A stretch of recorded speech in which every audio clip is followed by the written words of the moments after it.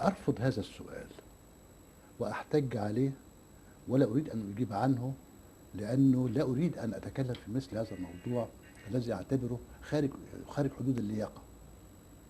أنا أعتذر إن كان هذا السؤال قد أغضبك، لكن أنا لم أقصد سوى أن أطمئن السادة المواطنين المصريين إلى أن هذه اللجنة كانت مستقلة تماما في عملها. لا أريد أن يصل التطمين إلى هذا الحد من احتمال أن أكون ضغط علي أو لم يضغط علي. لا أريد هذا الاطمئنان خالص. طيب، هل هناك مادة كنت تريد أن تعدلها ولم تستطع التطرق إليها لأنها كانت داخل الهيكل الدستوري الذي لا تريد أن تزعزع قوائمه؟ كان عندنا انا كنا بنفكر في احنا لجنه اولا، مش لوحدي، ما كنتش لوحدي، احنا 8 وتشاركنا جميعا في كل ما صنعناه.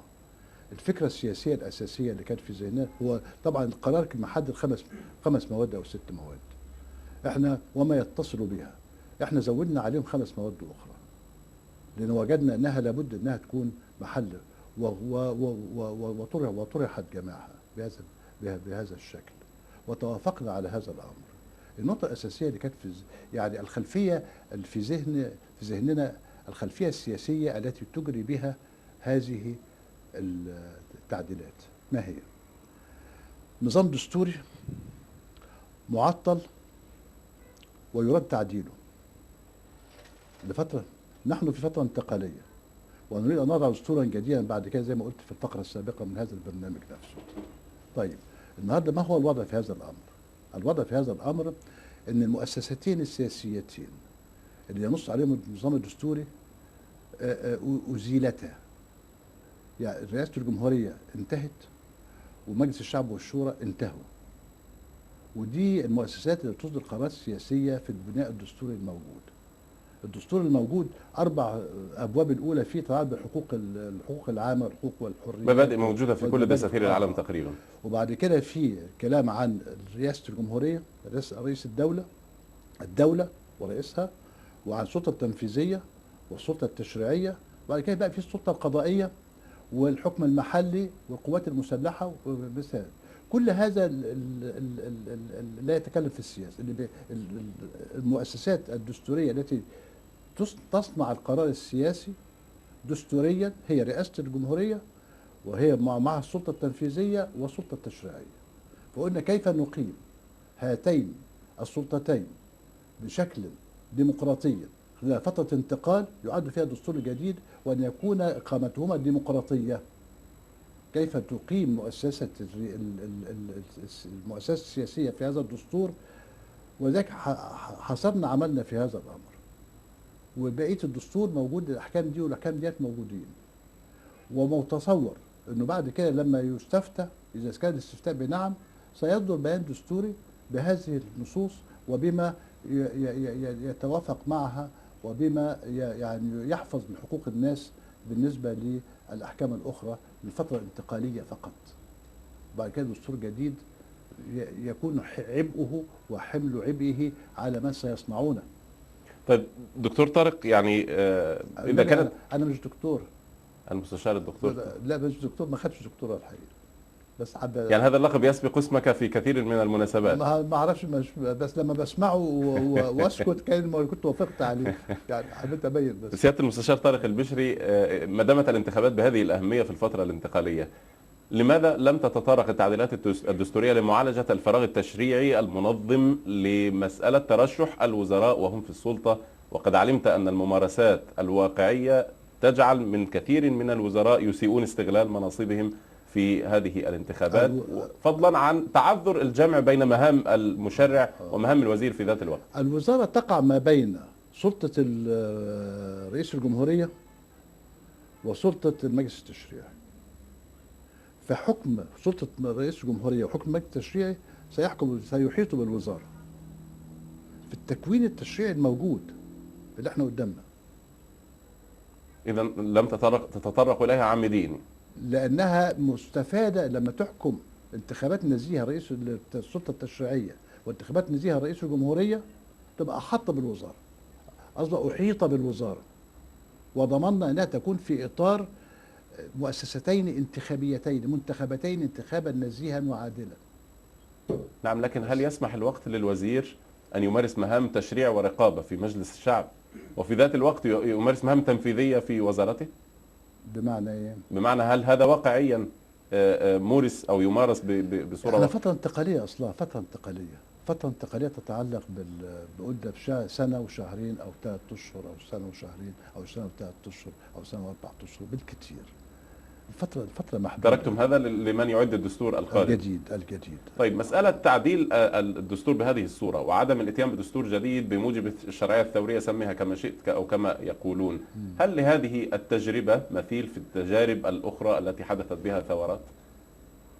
ما انت لابد يبقى عندك فترة مؤقتة أعني، فترة ثم انتقالية، لابد عندك فترة انتقالية. ومن يقول بإعداد دستور جديد النهاردة هو في ذهنه انها في فترة انتقالية، بس هو بيحددها ب6 اشهر، احنا بنحددها بسنة. وهو بيقول احنا عايزين مدة أطول عشان نعد فيها الأحزاب وتنشأ فيها أحزاب جديدة وتنمو نموا طبيعيا في فترة معينة. يعني من يريدون دستورا جديدا يريدون دستورا جديدا من الآن، وفي نفس الوقت يريد أن يؤجل الانتخابات لفترة تعد فيها الأحزاب الجديدة، فهو محتاج فترة من الوقت.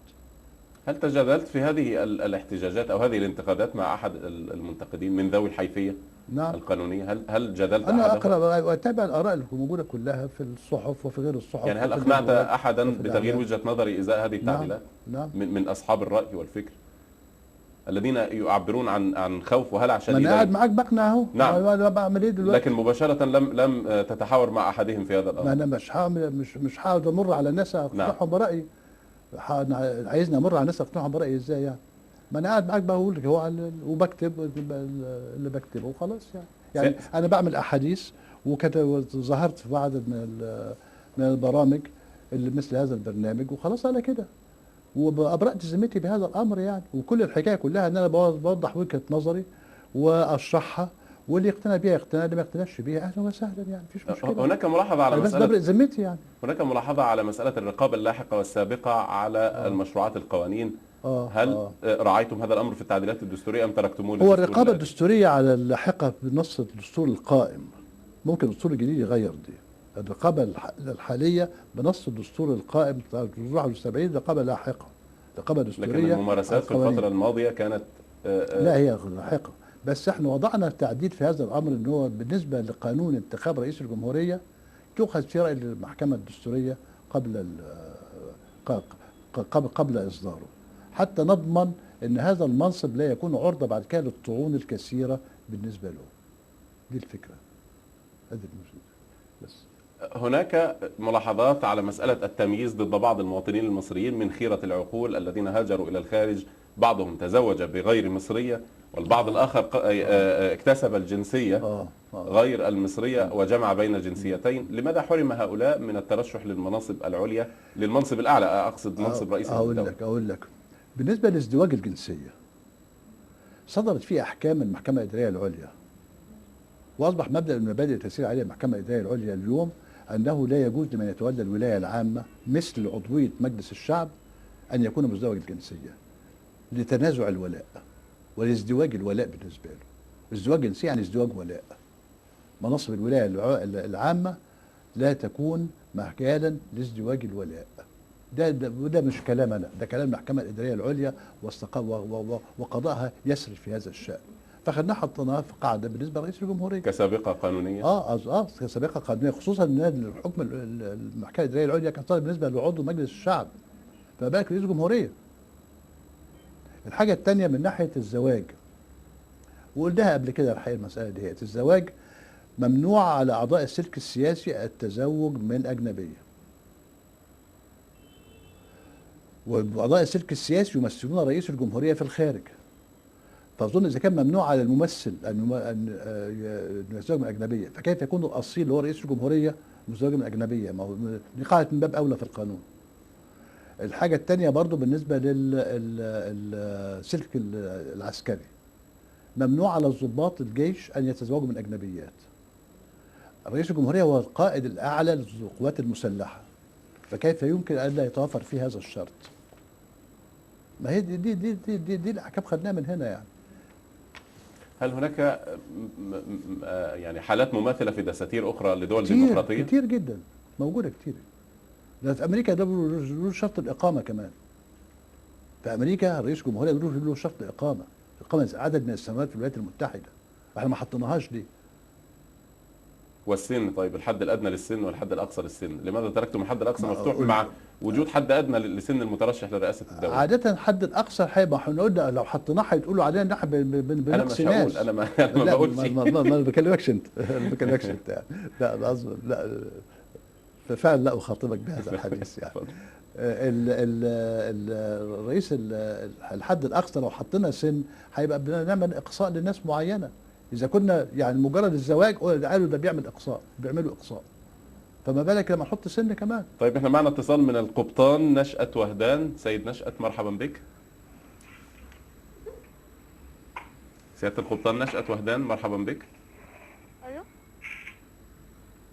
مرحبا بك سيدي. يعني ربما نستطيع الاتصال لاحقا بالقبطان نشأة وهدان، يبدو أن هناك مشكلة.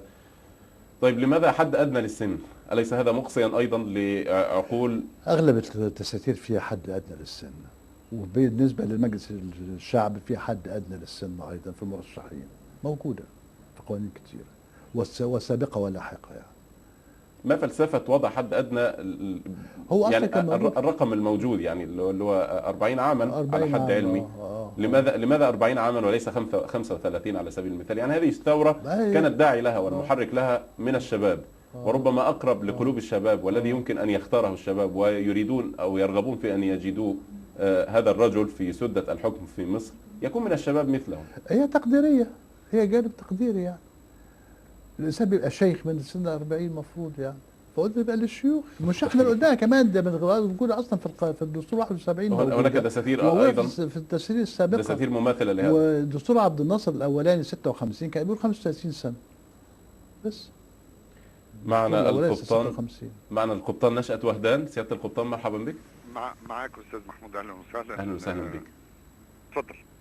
يعني هل أنت من الموافقين على التعديلات الدستورية أم من الرافضين لها؟ ماذا ستقول في الاستفتاء المزمع إجراؤه بعد يومين؟ والله اجابه سريعه طبعا، هيبقى مع احترامي للدكتور طارق، لسياده المستشار طارق البشري ولكل اللجنه اللي بذلت مجهود على انها تخرج لنا دستور يقدر يعدي بمصر المرحله الانتقاليه دي. معنى ان احنا نقول لا، ده مش رفض ليهم هم في شخصياتهم إطلاقا. بالظبط، ولكن لا، لان احنا حضرتك وصلنا لمرحله يفترض ما بعد الثوره ان عمليه انصاف الحلول بقت مش هي دي اللي احنا نقبل بيها. يعني اسمح لي ان انا اخاطب فئه غير مثقفه او غير متعلمه عشان تستوعب الكلام. النهارده لما بيبقى العامل بيروح يشتغل عند واحد وبعدين ليه فلوس عنده، فيجي الراجل النظير ان هو في ايده السلطه وفي ايده الفلوس، يقوم يقول له خد دول مشي بيهم حالك. القصه دي بقت ممنوعه تماما. احنا حضرتك في ولاده عهد جديد، نامل ان احنا فعلا نعيش حياه ديمقراطيه بنمارس فيها الحريه المسموح بها، الحريه اللي هي يفترض ان حريه الفرد الشخصيه تقف عندما تبدا حريه الاخرين. نحترم بعض، ازاي الدنيا تمشي، ازاي نعدي بمصر لبر الامان، عشان احنا محتاجين لسه النقله اللي بعد كده ان العالم كله يعرف يعني قد ايه احنا شعب متحضر. اسمح لي حضرتك من خلال البرنامج والمداخله دي ان اطرح علاج لكل ما مصر هتبقى عليه في المرحله اللي هي دي، اسمه البرلمان الاعلامي. انا بنادي حضرتك بحاجه اسمها البرلمان الاعلامي، وبستسمحك انك تلقي الضوء عليها، وعندي استعداد لشرحها لو الوقت يسمح. نعم، أنا أريد طبعا أن تشرحها، لأن